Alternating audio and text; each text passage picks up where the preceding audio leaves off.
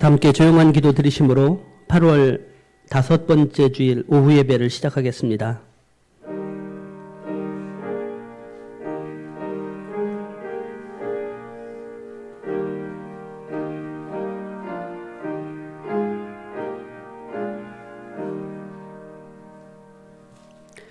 함께 찬송가 500장 부르겠습니다. 이 찬송 부르신 후에 최윤희 집사님 기도해 주시겠습니다.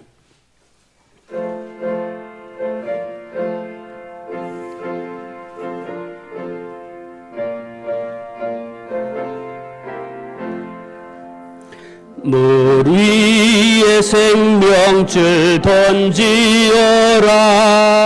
누가 저 형제를 구원하랴.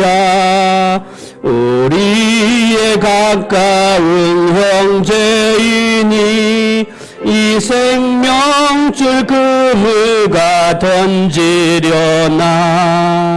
생명줄 던져, 생명줄 던져, 물속에 빠져간다. 생명줄 던져, 생명줄 던져.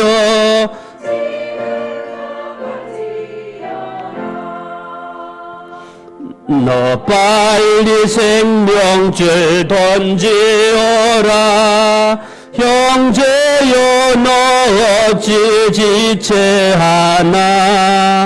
보아라 저 형제 빠져간다. 이 구조선 타고서 속히 가라. 생명줄 던져, 생명줄 던져, 물속에 빠져간다. 생명줄 던져, 생명줄 던져, 지금 곧 건지어라. 넣어서 생명줄 던지어라. 저 형제 지쳐서 허덕인다. 시험과 근심의 거센 풍파 저 형제를 휩쓸어 몰아간. 생명줄 던져, 생명줄 던져, 물속에 빠져간다. 생명줄 던져, 생명줄 던져, 지금 곧 건지어라. 위험한 풍파가 곧 지나고 건너편 언덕에 이르리니. 형제여 너 어찌 지체하나. 곧 생명줄 던져서 구원하라. 생명줄 던져, 생명줄 던져, 물속에 빠져간다. 생명줄 던져, 생명줄 던져, 지금 곧 건지어라. 아멘.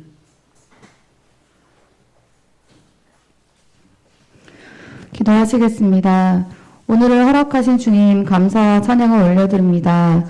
은혜가 아닌 것이 없음을 깨닫게 하신 주님 감사합니다. 가을비를 주셔서 가물었던 땅에 물을 주시고 모든 산과 나무 생명들을 기르시는 주님을 찬양합니다. 아멘. 오늘 이 시간 저희가 주님의 보혈의 능력을 의지하며 나왔사오니 주님의 보혈로 저희를 깨끗하게 하시고 신령과 진정으로 드려지는 예배가 되길 원합니다. 아멘. 우리를 언제나 긍휼히 여겨주시고 화내기를 더디하시는 우리 주 왕 되신 하나님, 저희의 죄악된 마음과 거짓 세상의 것을 쫓아 분별 없이 사는 죄, 그리스도인으로서의 능력을 삶을 살아내지 못하는 저희를 용서하여 주시옵소서. 아멘. 믿으나 행함이 없고 반복하며 회개하고 또 죄를 짓는 어리석고 연약한 저희를 긍휼히 여겨 주시옵소서. 아버지, 악하게 변화하는 세상을 위해 통곡하며 기도하지 못하고 주저하는 저희를 불쌍히 여겨 주시옵소서. 아버지, 주님, 이 시간 깨어있길 기도합니다.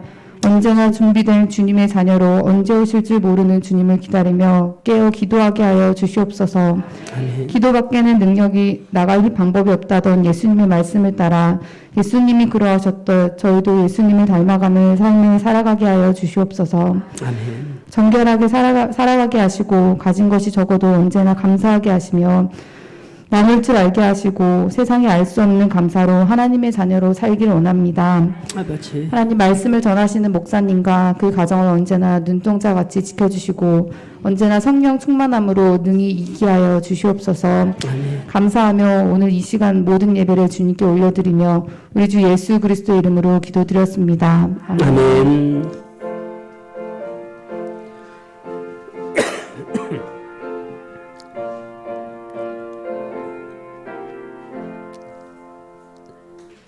오늘 함께 보실 하나님의 말씀 예레미야 17장 5절로 8절, 제가 가지고 있는 성경 1077면에 있습니다.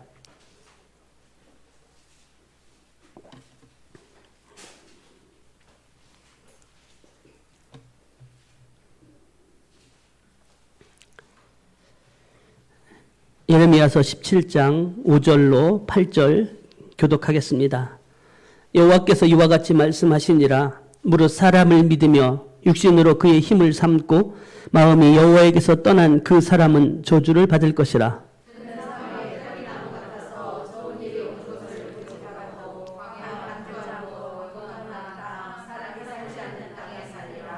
그러나 무릇 여호와를 의지하며 여호와를 의뢰하는 그 사람은 복을 받을 것이라.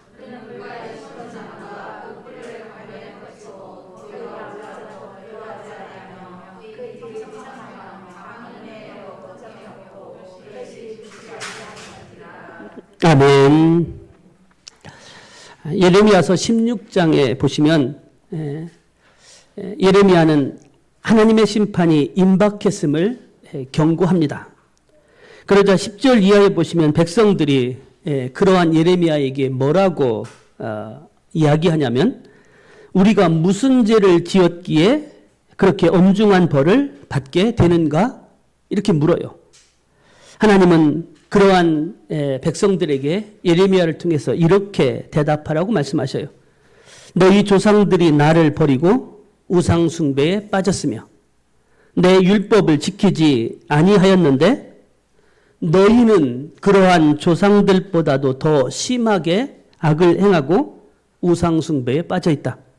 그래서 내가 벌을 내릴 것인데 내가 우상 숭배의 본고장인 바벨론으로 끌려가서 거기서 주야로 다른 신들을 섬기게 될 것이다. 이렇게 말씀하라고 하셨어요. 말씀의 요지를 보시면 조상들보다도 더 우상 숭배를 했다. 그리고 우상 숭배의 본고장 바벨론으로 끌려갈 것이다. 거기에서 어떻게 해요? 주야로 다른 신들을 섬기게 될 것이다. 라는 내용이셨어요. 여기 주야로 다른 신들을 섬긴다라는 말은 섬기기 싫어도 억지로라도 섬겨야 하고, 이전까지는 우상을 자기들이 좋아서 섬겼는데 그때는 싫어요. 그런데도 억지로 섬겨야 된다는 거죠. 그것뿐만이 아니라 우상과 우상신전을 짓는데 너희들이 강제 노동에 동원될 것서 밤낮으로 일을 하게 될 것이다 라는 의미예요. 우리가 다니엘서를 보시면 다니엘의 세 친구들이 조라평지에 느부갓네살이 우상을 세웠어요. 거기에 절하지 않으면 풀무불에 던진다라는 내용이 나와요. 그때 세 친구들의 지위는 상당히 권력이 있고 상당히 높은 지위에 있는 사람이었어요. 그런데도 불구하고 우상을 섬기지 않으면 풀무불에 던져져 죽을 수밖에 없는 그런 상황이, 바로 바벨론에 가면 섬기기 싫어도 억지로라도 섬길 수밖에 없는 상황에 놓여지게 될 것이다. 그런 의미예요. 다시 말하면 우상숭배는 해도 되고 안 해도 되는 선택의 상황이 아니라 바벨론의 국가 정책에 의해서 누구나 다 어쩔 수 없이 동원될 수밖에 없는 상황을 맞게 될 것이다 라는 의미입니다. 하나님 한 분만 잘 섬겨도 하나님의 보배롭게 여기시고 모든 나라와 모든 열방들이 부러워하는 축복의 나라가 되도록 하나님께서 저들을 택하여 세우셨는데 이제는 모든 나라 가운데 끌려다니며 수치를 당하는 민족이 되게 될 것이다. 이런 얘기죠. 어떻게 하다가 이렇게까지 이 지경까지 오게 되었을까요? 우상숭배의 나라 애굽에서 강제 노예 생활을 하던 저들을 하나님께서는 택하여 구원해 주셨습니다. 그리고 저들에게 율법을 주시고 하나님의 법을 잘 섬기도록 가나안 땅도 조상들에게 약속한 땅을 주셨고 그리고 모든 나라 사람들이 사람 위에 사람 없고 사람 밑에 사람 없는 누구나 평등하게 함께 더불어 살아갈 수 있는 그러한 땅과 환경들을 하나님께서 은혜로 베풀어 주셨는데 저들에게 사명은 하나님 나라의 멋진 모습들을 먼저 살아서 본을 보여주어라. 그리고 세계 모든 나라 가운데 그러한 하나님의 비전을 보여주는 나라가 되라. 이렇게 하나님께서 그 사명과 축복을 허락해 주셨는데 저들은 그 은혜를 잊어버리고 그 은혜를 하찮게 여겼으며 세계 구원의 비전을 잃어버리고 다시 우상숭배에 빠져버리고 말았다. 이렇게 말씀하시는 거죠. 저들은 하나님 알기를 어떻게 여겼냐면 애굽, 아수르, 바벨론, 페르시아 이런 나라들에 비하면 그냥 스페어 타이어예요. 하나님은 필요할 때만 찾고 부르짖는 존재로 그렇게 하찮게 여겼다라는 것이죠. 그래서 하나님께서 결정을 내리신 거죠. 너희들이 우상숭배가 그렇게 좋으면 우상 한번 신물나도록 한번 섬겨봐라. 너희들이 우상숭배가 좋으면 아예 그 나라 가서 마음껏 우상숭배 한번 섬겨봐라. 그때 우상숭배하는 것이 즐거움이 아니라 고통과 괴로움이 될 것이고 얼마나 무거운 짐이 되는 것을 뼈저리게 느낄 것이다. 근데 실제적으로 여러분들 보시면요. 바벨론에 끌려갔다 와서 우상숭배는 하지 않아요.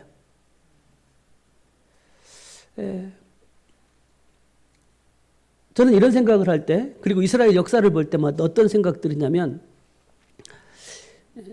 하나님이 말로 해서 좋게 이야기해서 듣지 않으면 하나님은 역사의 수레바퀴 절구통에 넣고서 짚고 빠으셔요. 그렇게라도 당신의 백성, 당신의 자녀 만드시기 원하셔서.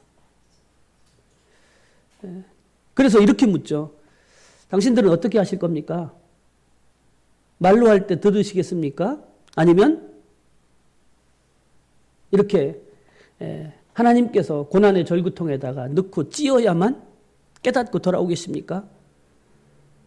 이러면 누구나 다 말로 하면 좋겠다 대답을 하죠.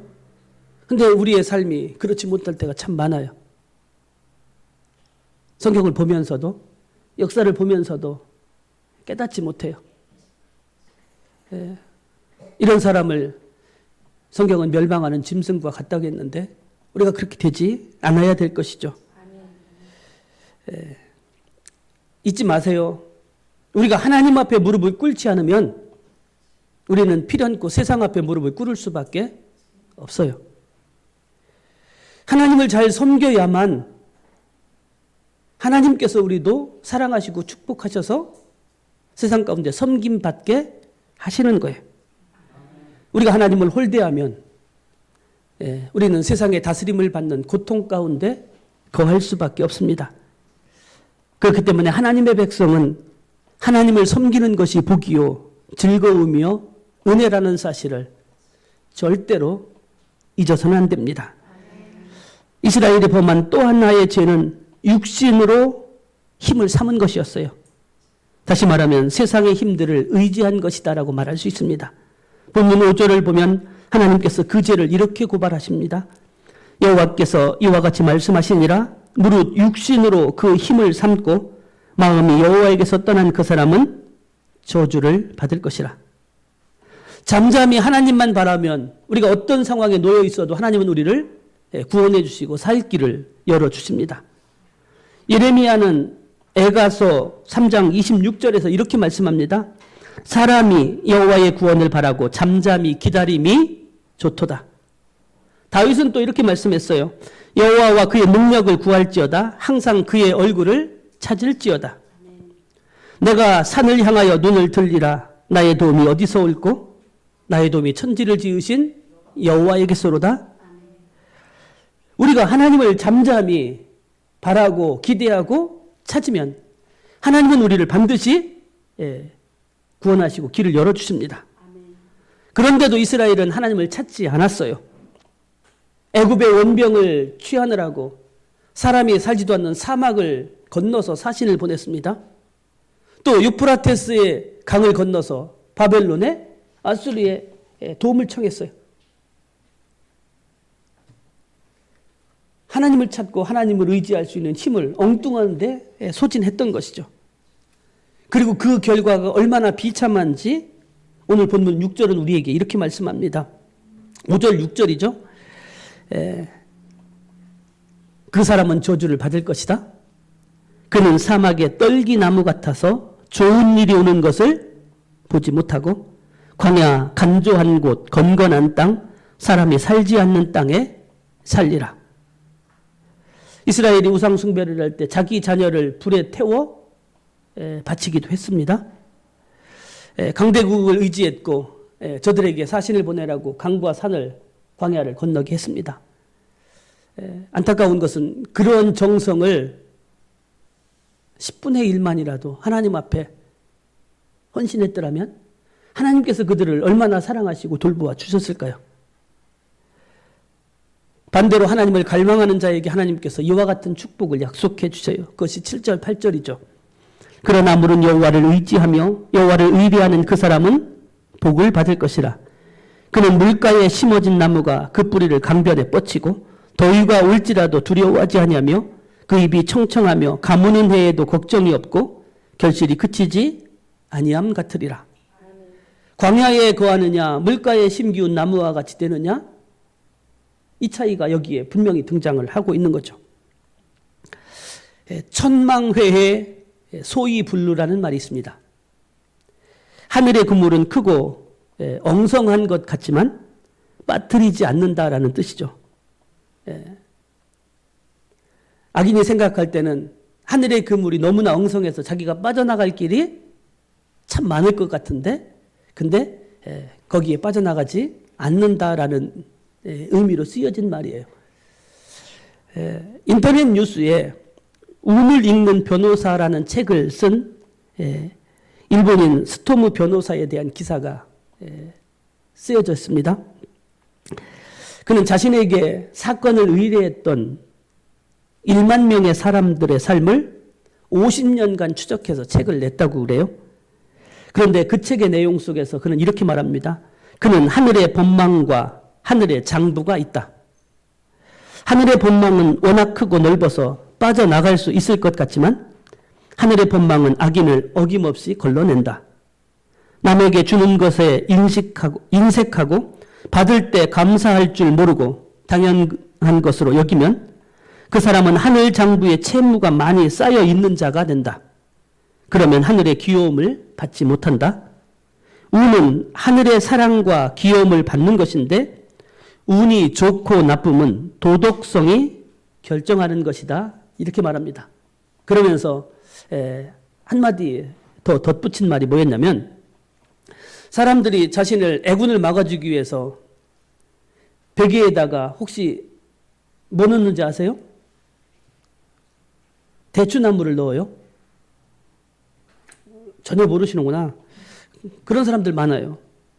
그리고 속옷에다가 부적을 꿰어 붙이고 다녀요. 그렇게 한다고 해서 운이 좋아지는 것이 아니라 도덕성이 운을 결정한다. 변호사라는 사람이 그렇게 말했어요. 그러면서 마지막 한 문장이 이렇습니다. 나는 변호사이지만 하늘의 법망을 믿습니다. 세상 사람들의 관점도 이럴진데 우리는 온 세상의 주관자이신 하나님, 그분이 다스리고 그분이 판단하시는 것에 오류가 없다는 사실을 우리는 너무 잘 알고 있어요. 오늘 우리들이 사람들에게 받은 은혜를 한번 곰곰이 생각해 보십시오. 누군가에게 은혜를 받았다면 그 은혜가 베풀어지기까지 한번 근원을 거슬러 한번 올라가 보십시오. 거기에 누가 계실까요? 하나님이 계시지 않습니까? 누군가 우리를 돕고 누군가 우리에게 덕을 끼친다면 그 덕은 다 하나님과 관계되어져 있습니다. 나에게 덕이 끼쳐지기까지, 그러한 사람이 내게 오기까지 하나님께서 그 인연의 고리들을 연결시켜 주시지 않았더라면 그는 결코 나에게 덕을 끼칠 수가 없었을 것이고 그와의 복된 만남조차 없었을 것입니다. 우리에게 분명한 사실 한 가지는 적어도 신앙인들, 믿음의 사람들에게 우연은 없어요. 그래서 범사에 하나님의 은혜를 알고 범사에 그를 인정하는 것이 지혜의 근본이요, 하나님께 감사하고 그를 의지하는 것이 하나님의 사랑을 받는 비결입니다. 그는 성경 말씀처럼 물가에 심기운 나무와 같은 복을 받게 됩니다. 그러나 이스라엘은 그 하나님의 은혜에 감사할 줄 몰랐습니다. 17장 21절로 23절을 보시면 이렇게 기록되어 있습니다. 여호와께서 이와 같이 말씀하시되 너희는 스스로 삼가서 안식일에 짐을 지고 예루살렘 문으로 들어오지 말며 안식일에 너희 집에서 짐을 내지 말며 어떤 일이라도 하지 말고 내가 너희 조상들에게 명령함 같이 안식일을 거룩히 할지어다. 그들은 순종하지 아니하며 귀를 기울이지 아니하며 그 목을 곧게 하여 듣지 아니하며 교훈을 받지 아니하였느니라 말씀합니다.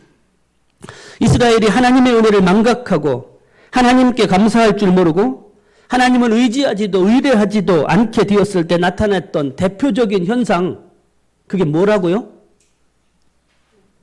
안식일, 주일, 성일을 지키지 않았다라는 말씀이에요. 주일이 되면 하나님의 백성은 하나님의 전에 모여 우리를 지으신 하나님을 찬양하며 예배 드려야 합니다. 주일이 되면 하나님의 백성은 우리에게 쉼을 주신 하나님께 예물을 드려 감사 드려야 합니다. 주일이 되면 하나님의 백성은 천지 만물을 조성하시고 일곱째 날 쉬시며 그날을 거룩하게 하신 하나님께 순종하여 하나님 안에서 쉼을 누려야 합니다. 주일이 되면 하나님의 백성은 우리를 구원하시고 영생을 주시기 위해서 자기의 몸을 내어주셨다가 사흘 만에 부활하신 우리 구주 예수 그리스도의 은혜를 교회 공동체와 함께 고백할 수 있어야 합니다. 여기에 이상이 생겼다면 그의 신앙은 중요한 부분에 있어서 문제가 생긴 거예요. 27절을 보시면 그런 자에게는 하나님의 진노의 불이 기다리고 있다고 말씀합니다. 5절에서는 하나님을 의뢰하고 하나님을 의지해야 하는데 육신으로 힘을 삼고 마음이 여호와 하나님에게서 떠나 있으면 그 사람은 저주를 받을 것이라고 말씀했습니다. 우리는 하나님을 가볍게 여기면 안 됩니다. 하나님께서 권능의 손을 펴셔서 우리에게 자비를 베푸시도록 해야지 그 손을 분노함으로 펼쳐 놓게 하셔서는 안 된다는 것이죠. 18장 6절을 보시면 여호와의 말씀이니라 이스라엘 족속아 이 토기장이가 하는 것 같이 내가 능히 너희에게 행하지 못하겠느냐? 이스라엘 족속아 진흙이 토기장의 손에 있음같이 너희가 내 손에 있느니라 말씀하십니다. 그것을 보여주시려고 하나님은 예레미야를 토기장의 집으로 이끌고 가셔요. 요즘 말로 하면 그릇 만드는 공방으로 데리고 가신 거죠. 토기장이가 그릇을 만들어요. 그런데 자기가 원하는 모양대로 만들어지지 않으면 그것을 어떻게 해요? 다시 반죽 속에 집어넣고 다시 주무르고 다시 모양을 만들어서 원하는 그릇으로 빚어냅니다. 만약 그것이 진흙이 아니고 사람이라고 생각해 보십시오. 그것이 한 가정이나 나라라고 생각해 보십시오. 던져지고 짓이겨지고 틀에 올려서 깎아지고 그 빚어지는 과정이 얼마나 힘들겠습니까? 그런데 중요한 것은 그렇게라도 다시 빚어지는 사람은 하나님의 은혜를 입은 사람들이에요. 그 구원의 은총을 누리지 못하는 사람들은 던져버리고 외면하고 말아버리는 거죠. 잊지 마십시오. 하나님은 심판을 계획했을지라도 그 사람이 악에서 돌이키면 그에게 내리기로 했던 작정했던 재앙을 내리지 않으셔요. 반대로 선을 계획하셨다 할지라도 그 사람이 악으로 기울어진다면 계획한 복을 거두시고 심판하시는 분이십니다. 다시 말하면 우리에게 복과 화는 우리를 향하신 하나님의 뜻에 하나님에 대해서 우리가 어떻게 반응하느냐에 달려 있다는 사실을 잊으면 안 됩니다. 지금 이스라엘에게 예레미야를 통해서 심판이 선포되어졌어요. 저들의 잘못을 조목조목 지적하고 계십니다. 그렇다면 저들은 지금이라도 어떻게 해야 돼요? 지금 하나님의 심판의 몽둥이가 코앞에 닥쳤어요. 바벨론이 칼과 창을 들고 몇 번 왔다 갔다 있고 또 다가오고 있는 거예요. 그렇다면 지금이라도 하나님의 말씀을 듣고 회개하고 하나님께로 돌이켜야 하는 것 아닐까요? 근데 저들은 그렇게 하지 않아요. 18장 18절 보시면 그들이 말하기를 오라 우리가 꾀를 내어 예레미야를 치자. 제사장에게서 율법이 지혜로운 자에게서 책략이 선지자에게서 말씀이 끊어지지 아니할 것이니 오라 우리가 혀로 그를 치고 그의 어떤 말에도 주의하지 말자 하나이다. 이 정도가 되면 하나님께서 저들에게 내리기로 작정하셨던 심판을 거두실 이유가 없는 것 아닙니까? 하나님은 예레미야에게 이렇게 말씀하셔요. 옹기장의 집에서 그릇 하나를 사라. 그리고 그것을 백성들이 보는 앞에서 한번 바닥에다 던져봐라. 그리고 그것을 보면서 이렇게 말씀하라고 하셔요. 그게 19장 11절입니다. 그들에게 이르기를 만군의 여호와께서 이와 같이 말씀하시되 사람이 토기장의 그릇을 한번 깨트리면 다시 완전하게 할 수 없나니 이와 같이 내가 이 백성과 이 성읍을 무너뜨리리니 도벳에 매장할 자리가 없을 만큼 매장하리라. 자, 그릇을 바닥에 던집니다. 그 온기는 어떻게 됐어요? 산산이 깨어졌어요. 그리고 하나님 말씀하셔요. 너희들이 이것처럼 될 거다. 이것보다 더 강력한 경고가 어디 있어요? 그러면 뉘우치는 신용이라도 해야지 않겠어요? 근데 그들은 그렇지 않아요. 20장 1절로 3절을 보시면 하나님의 말씀을 전하는 예레미야 선지자를 때리고 목에 착고를 채워 성전 출입문 위에 있는 방에 가두어 놓습니다. 그런 짓을 앞장서서 했던 사람이 그냥 일반 백성들, 그들도 아니고 여호와의 성전의 총감독이요 제사장인 바스울이라는 사람이 있어요. 근데 여러분들 이스라엘의 이름들에는 각각의 뜻과 의미가 있는지 아시죠? 근데 나쁜 것 또는 좋은 것들을 이름을 바꿀 때는 하나님께서 그렇게 하시겠다라는 의미가 있는 것 아시죠? 원래 제사장 바스울의 이름의 뜻은요, 즐거움이에요. 그런데 그 이름을 뭐라고 바꾸라고 했냐면 마골 밋사빕, 이 뜻은 사방으로 두려움이다 라는 뜻으로 바꾸게 하셔요.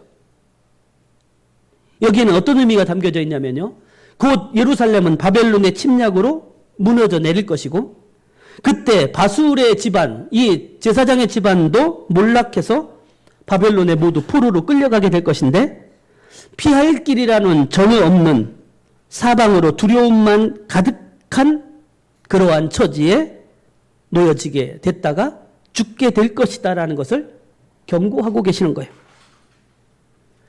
하나님의 말씀을 끝까지 거역하는 백성들을 보면서 예레미야는 절망합니다. 그리고 이런 마음을 먹어요. 여호와의 이름으로는 내가 다시는 말씀을 전하지 말아야지. 왜요? 전해봤자 하나도 듣지 않고 전하면 전할수록 자기에게 고통만 닥치니까 차라리 전하지 않으면 편하겠다 이렇게 마음 먹었는데 그는 또 그렇게 할 수가 없었어요. 백성들을 보면 너무 마음이 안타까워요. 그러한 예레미야의 마음이 20장 9절에 나옵니다. 내가 다시는 여호와를 선포하지 아니하며 그의 이름으로 말하지 아니하리라 하면 나의 마음이 불붙는 것 같아서 골수에 사무치니 답답하여 견딜 수 없나이다. 예레미야가 경고하던 심판이 21장 1절과 2절에 소개되어 있는데 남왕국 마지막 왕이었던 시드기야 제9년 10월 10일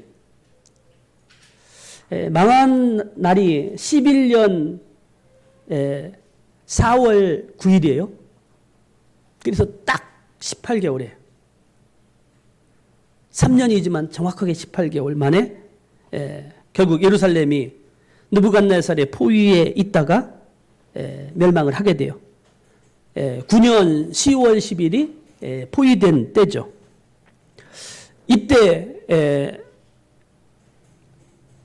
시드기야 왕이 바벨론이 포위하는 것을 보면서 그때서야 예레미야에게 하나님께 기도해달라 이렇게 요청을 하거든요. 그러자 예레미야는 하나님 앞에 기도하고 하나님의 말씀을 그 시드기야 왕에게 전하는데 한마디로 얘기하면 이제는 끝이 났습니다. 더 이상 하나님의 뜻은 바뀔 일이 없습니다. 라는 거죠. 칼을 피한 자, 즉 바벨론 군대의 칼을 피한 자는 기근에, 기근을 피한 자는 전염병에, 전염병을 피한 자는 전리품처럼 포로가 되어 바벨론에 끌려갈 것이다. 이렇게 단언적으로 선포하게 됩니다. 언제까지나 기회가 있는 것이 아니에요. 하나님이 언제까지나 당신의 진노를 참으시는 것, 심판을 미루시는 것 아니에요. 끝이 반드시 있습니다. 고린도후서 6장 2절에 이런 말씀이 있습니다. 보라 지금은 은혜 받을 만한 때요. 보라 지금은 구원의 날이로다. 오늘 저와 여러분들에게 주어진 시간이 지금임을, 은혜 받을 때임을 감사하시기 바랍니다. 아직 기회를 주시는 것은 하나님께서 은혜를 베풀어 주시겠다는 것이고 우리가 사모하면 그 은혜를 받아서 구원의 마지막 때 멸망이 다가오는 때를 견디고 이길 수 있는 힘을 주시려는 거예요. 그러니 지금 은혜 받고 잘 준비해야 한다는 말씀입니다. 찬송가 521장에 이렇게 가사 중에 이런 말씀이 있어요. 구원의 문 닫힌 후엔 들어가고 싶으나 한 번 닫힌 구원의 문 또 열려지지 않으리. 우리는 열처녀의 비유를 통해서도 너무 잘 알고 있어요.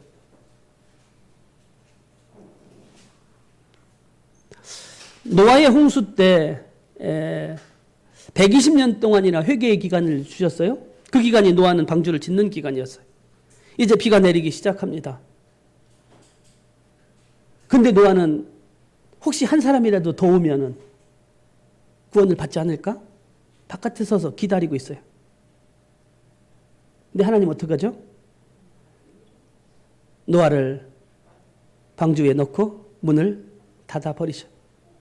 이미 더 이상 다른 사람들에게 구원의 길이 열려지지 않았다는 거예요. 그리고 이것은 그때가 언제일지 모르지만 앞으로 우리에게 다가올 미래라는 사실을 우리가 잊지 않아야 됩니다. 하나님은 예레미야에게 지난 역사를 고발하셔요. 하나님이 고발하는 거예요. 이 얘기는요. 어떻게 하나님이 당신의 택한 백성을 멸망시킬 수 있습니까? 우리는 하나님의 택한 백성이니까 망하지 않을 겁니다. 이렇게 주장하는 사람들을 당신들의 의견이 틀렸다. 내가 너희들을 멸망시키는 것이 나라를 망하게 하는 것이 내 잘못이 아니다라는 것들을 너무하는 것이 아니라는 것들을 말씀하기 위해서예요. 22장 2절 말씀을 보시면 다윗의 왕위에 앉은 유다 왕이여 너와 네 신하와 이 문들로 들어오는 네 백성은 여호와의 말씀을 들을지어다 말씀하시면서 지난 왕들과 백성들의 죄악을 고발하셔요. 그런데 22장 3절과 4절을 보시면 비교되어져 있어요. 3절에 보시면 왕이 그동안 이렇게 행했어야 된다. 여러분들 신명기에 보시면 왕은 율법책을 등사해서 복사해서 옆에다 놓고 하나님의 말씀을 이렇게 다스리라고 했어요.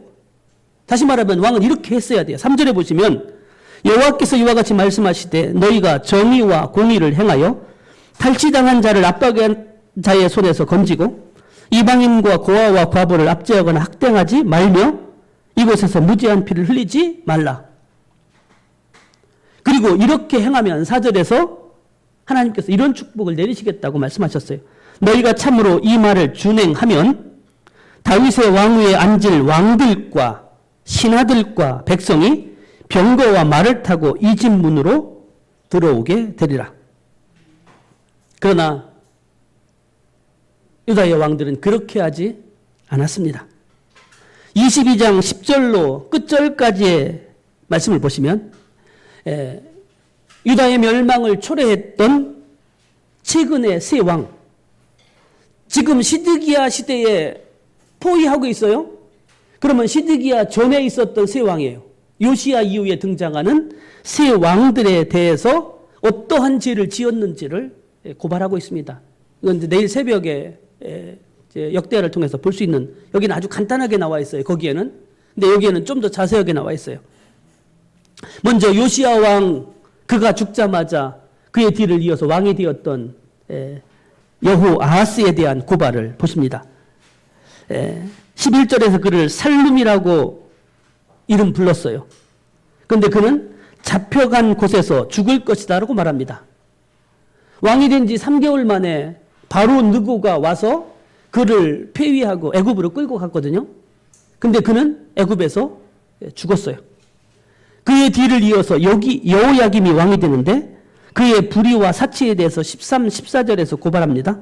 여호야김은 왕의 위엄을 갖추려고 집을 크게 짓고 창문을 백향목으로 입히고 붉은색이 도는 도료로 색을 입혀 포악함과 사치로 자신의 왕권을 한껏 과시하려고 했지만 여호야김은 하나님께 벌을 받아서 그의 죽음을 아무도 애도하지 않은 가운데 성 밖에 던져져 나귀처럼 매장되어지는 처지가 됩니다.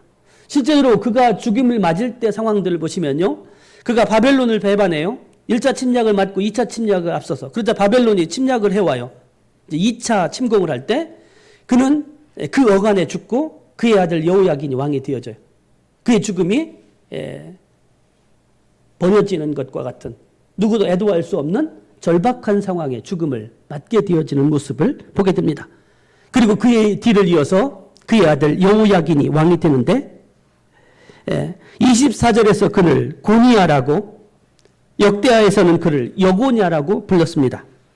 그도 여호아하스처럼 3개월 만에, 여호아하스가 애굽에 의해서 왕이 된 지 3개월 만에 포로가 되었다면 이 여호야긴은 바벨론의 2차 침공에 의해서 3개월 만에 바벨론의 포로가 되어서 이방으로 끌려가게 됩니다.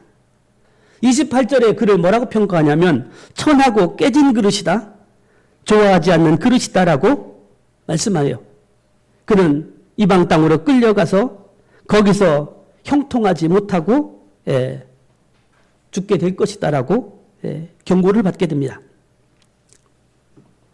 사랑하는 성도 여러분, 이렇게 유다는 하나님께서 사랑해서 택하여 주셨던 가나안 땅을 받았음에도 불구하고 결국 유다가 망하면서 저들이 가나안 땅에 심겨졌던 곳에서 전부 다 뽑히는, 이전의 가나안의 7 족속과 같은 신세가 되어버리고 말합니다. 지금 이 상황들은요, 계속해서 예레미야가 경고하는 상황이에요. 빨리 하나님께로 돌아오라. 그렇지 않으면 구원의 문이 닫힌다. 지금 구원의 문이 닫혀져 가고 있다. 그가 목숨을 걸고 애원하고 눈물을 흘리면서 호소했지만 백성들은 전혀 듣지 않다가 결국 구원의 문이 닫혀지는 것들을 경험하게 됩니다. 몸으로 경험했어야 칼과 창을 맞았습니다. 기근을 맞았습니다. 전염병을 맞았습니다. 그리고 포로로 끌려가고야 말았습니다. 그들이 그들이 엄청난 대가를 국가적으로 개인적으로 치르면서 그 교훈을 오늘 저와 여러분들에게 남긴 거예요.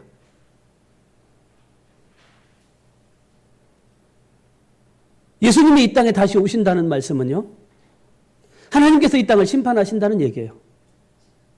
예수님이 이 땅에 다시 오신다는 얘기는, 하나님 나라를 우리가 구원받아 간다는 이야기는 그때가 또 다른 사람들에게는 영원히 심판받는다는 뜻이에요. 무슨 얘기예요? 결국 언젠가는 우리의 구원과 심판이 동시에 있어지게 될 거란 말씀이에요. 구원의 문이 닫혀질 날이 우리에게 다가오고 있다는 의미입니다. 오늘 저와 여러분들이 그런 자리에 떨어지지 않도록 늘 깨어 살피며 신실한 신앙인의 삶을 살아야 한다는 거예요. 여러분, 저들이 처음부터 예레미야 선지자의 말을 듣지 않는 사람들이었을까요? 아니에요. 하나님을 알았습니다. 하나님에 대한 신앙이 있었습니다. 그런데 하나님에게서 멀어지다 보니까 나중에 하나님의 말씀이 믿어지지 않고 하나님의 말씀으로 경고하는 선지자의 음성도 들려지지 않았던 거예요. 오늘 저와 여러분은 어떻습니까? 하나님의 말씀이 하나님의 말씀으로 믿어지고 들려지십니까? 이거는 아니고 이건 긴 것 같아. 나누면서 내가 판단하고 평가하면서 듣고 있지 않습니까? 이것들이 심해지면 어느 순간 그 어떤 말씀도 믿어지지 않는 때가 올 거예요. 영적인 감흥은 어떻습니까? 우리가 느낄 수 있어요. 내가 영적으로 지금 평탄하다? 영적으로 좀 성장하고 있다? 영적으로 내리막길을 걷고 있다? 어느 정도 판단들을 스스로 하고 있어요. 지금 내리막길을 걷고 있다라고 생각되면서도 여전히 경각심이 들지 않고 여전히 그냥 그 흐름에 나를 맡기고 있다면 내 영이 죽어가는데도 내비쳐두는 나는 지극히 하나님이 보실 때 참 책망받기 합당한 사람이에요. 이대로 내버려 두면 내 영은 죽을 수밖에 없습니다. 말씀을 들을 수 있는 귀가 닫혀지게 될 거예요. 우리에게 언제나 은혜 받을 수 있는 기회가 주어지겠습니까? 누가 마음 편하게 신앙생활하는 것, 교회 다니는 것 막을 수 있는 날이 우리나라에게 있겠다라고 생각하신 적 있어요? 없잖아요. 근데 불현듯 예배드리는 곳자도 눈치 봐야 되고 그리고 그렇게 예배드릴 수 있고 마음껏 찬양할 수 있는 것이 내게 은혜고 복이고 은총이라는 것을 그때는 몰랐어요. 근데 나중에는 이조차도 쉽지 않은 날이 다가올 수 있어요. 어떻게 마음껏 말씀을 듣고 은혜 받고 내 영이 회복되어지고 충만할 수 있는 기회. 여러분들 이제 다음 달이면 이제 교회론에 대해서는 이제 마무리를 하려고 해요. 좀 실제적인 교회론 이야기들을 더 많이 했었는데 교회의 여러 가지 상황들을 정리하면서 이제 한 달 동안 이제 더 말씀을 드리려고 하는데 교회가 가지고 있는 것들 예배만이 아니죠. 지금 교제 잃어버렸잖아요. 교육 지금 현재 상황에서 거의 잃어버렸잖아요. 또 무엇을 잃어갈지. 그러면 우리의 신앙이 회복할 수 있고 일으킬 수 있는 도구들이 자꾸 사라져가요.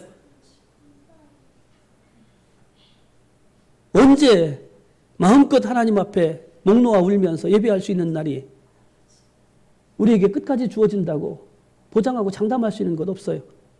마지막으로 갈 때는 점점 더 그런 날이 다가올 거예요. 지금을 놓치면 지금 이 은혜 받을 수 있는 이 귀한 자리, 귀한 시간들을 내게서 잃어간다면 나는 회복할 수 있는 기회조차 찾지 못할 수도 있어요. 사랑하는 여러분, 지금 은혜 받을 수 있는 지금, 이때, 이게 은혜라는 사실. 이게 하나님의 축복이라는 사실들을 잊지 마시고 받으실 수 있을 때 풍성하게 받으실 수 있기 바랍니다. 받아야 쓸 수 있고요. 받아야 나를 지킬 수가 있어요. 지금 그리고 내가 은혜를 받아 놓아야만 구원의 문이 닫히기 전에 복음을 증거해서 한 사람이라도 더 구원할 수 있어요. 그것이 오늘 저와 여러분들을 택하여 부르신 하나님의 뜻이고 가장 큰 사명이라면 내 신앙도 지키지 못하는데 누구를 증거할 수 있어요? 내가 회복되어지는 것, 내가 풍성하게 은혜 받는 것이 먼저요. 그것부터 회복됨으로 결국 받은 은혜로 힘들고 어려운 때 구원의 문이 닫히기 전 그때 맡겨진 사명 잘 감당함으로 잘했다 칭찬 듣는 저와 여러분들 다 되시기를 주님의 이름으로 축원합니다. 하나님, 영원한 천국이 우리에게 다가옵니다. 하나님 나라 그곳에서 누릴 영화로운 날들이 우리 앞에 다가옵니다. 그 말은 영원히 심판받을 사람들이 그들에게 심판의 날이 다가온다는 말과 마찬가지입니다. 저 사람은 꼭 구원해야 되는데, 저 사람에게는 꼭 복음을 증거해서 하나님 백성 삼아야 되는데, 내게 그러한 사명 하나님이 허락해 주셨는데 구원의 문이 닫히기 전에 그 일을 감당할 수 있는 저희가 되길 원합니다. 지금 은혜 받을 수 있는 이 복된 시간 허투루 보내지 않게 하시고 낭비하지 않게 하시고 사모함으로 더 큰 은혜 받아서 한 영혼 한 영혼을 구원하는 그 귀한 사역에 귀하고 아름답게 쓰임받는 저희들이 다 되게 하여 주옵소서. 저희들에게 새로운 한 주간을 주신 것 감사합니다. 이 한 주간도 주님께서 동행해 주실 것을 믿습니다. 힘주시고 능력 주셔서 세상 가운데서도 하나님의 자녀로서 승리하는 시간들 되게 하여 주옵소서. 예수님의 이름으로 감사하며 기도드리옵나이다. 아멘. 교회 소식 주보를 참고해 주시길 바랍니다. 다 함께 찬송가 521장 부르시고 축도함으로 예배 마치겠습니다.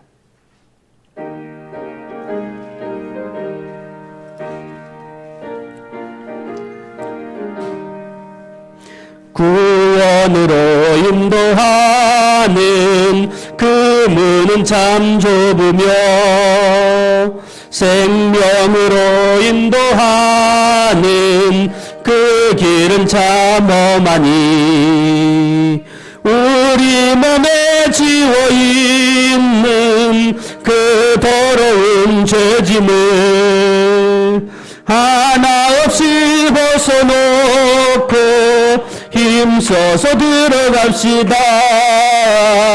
구원으로 인도하는 그 좁은 문 들어가 영생으로 인도하는 그 생명길 갑시다.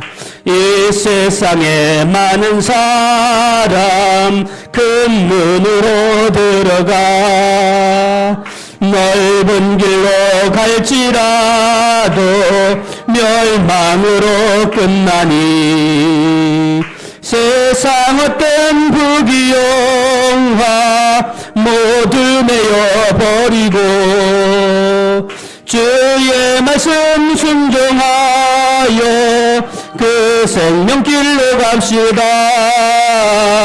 구원으로 인도하는 그 좁은 문 들어가 영생으로 인도하는 그 생명길 갑시다. 구원의 문 열렸으니 주의 공로 힘입어 주저 말고 들어가서 생명길로 갑시다. 구원의 문 닫힌 후엔 들어가고 싶으나 한 번 닫힌 구원의 문 또 열려지지 않으리 구원으로 인도하는 그 좁은 문 들어가 영생으로 인도하는 3절 한 번 더 부르겠습니다. 구원의 문 열렸으니 주의 공로 힘입어 주저 말고 들어가서 생명길로 갑시다. 구원의 문 닫힌 후엔 들어가고 싶으나 한 번 닫힌 구원의 문 또 열려지지 않으리. 구원으로 인도하는 그 좁은 문 들어가 영생으로 인도하는 그 생명길 갑시다. 아멘. 이제는 우리 주 예수 그리스도의 은혜와 하나님 아버지의 무한하신 사랑하심과 성령님의 역사, 교통, 위로하심이 구원의 문 닫히기 전 은혜 받을 수 있는 이 복된 시간 더 큰 은혜 받아 죽어가는 영혼들을 구원하는 영원한 생명길로 인도하는 복된 사역 기꺼이 감당하기 원하는 선한 목자교회 모든 심령들 머리 위에 이제로부터 영원까지 함께 하옵시기를 축원하옵나이다. 아멘.